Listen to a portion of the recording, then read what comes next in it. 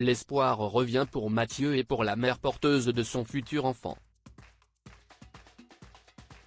L'agriculteur, connu de tous depuis son apparition au sein de la saison 15 de L'amour est dans le pré, avait partagé son inquiétude ces derniers jours auprès de ses fans et de ses followers sur les réseaux sociaux après avoir révélé qu'Oham, sa porteuse de vie colombienne, avait été hospitalisée à la suite de nausées plus importantes que la normale pour une femme enceinte.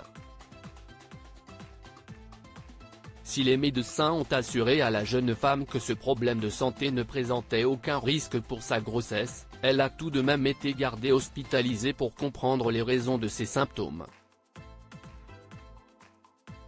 Dans une nouvelle story publiée ce jeudi 30 novembre, en début d'après-midi, l'ex-compagnon d'Alexandré, qui n'a pas à se plaindre de son célibat, est revenu avec des nouvelles rassurantes, des petites nouvelles. À 2 h du matin, c'était 17 h là-bas, toujours hospitalisé a-t-il d'abord annoncé, avant d'ajouter qu'Oham lui avait laissé des messages. Elle croit que je suis bilingue, elle m'a fait une litanie a-t-il plaisanté avant de souligner qu'elle avait une douce voix.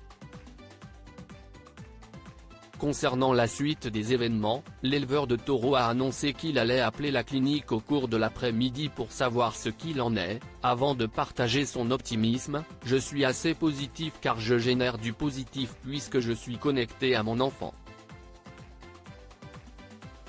Je lui envoie du positif a-t-il indiqué. Un état d'esprit sûrement partagé avec l'ensemble de ses fans, qui le soutiennent. L'amour est dans le pré, ces couples mythiques sont-ils toujours ensemble? Mathieu, l'amour est dans le pré, avec ses fans, il partage tout de cette aventure.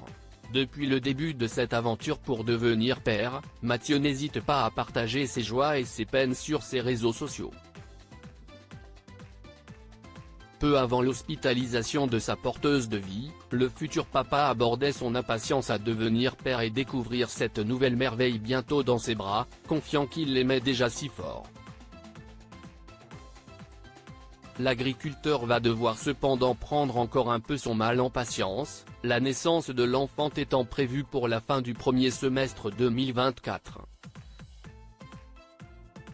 De quoi laisser tout le temps nécessaire à l'agriculteur pour lui préparer son arrivée. Crédit photo, Cédric Perrin.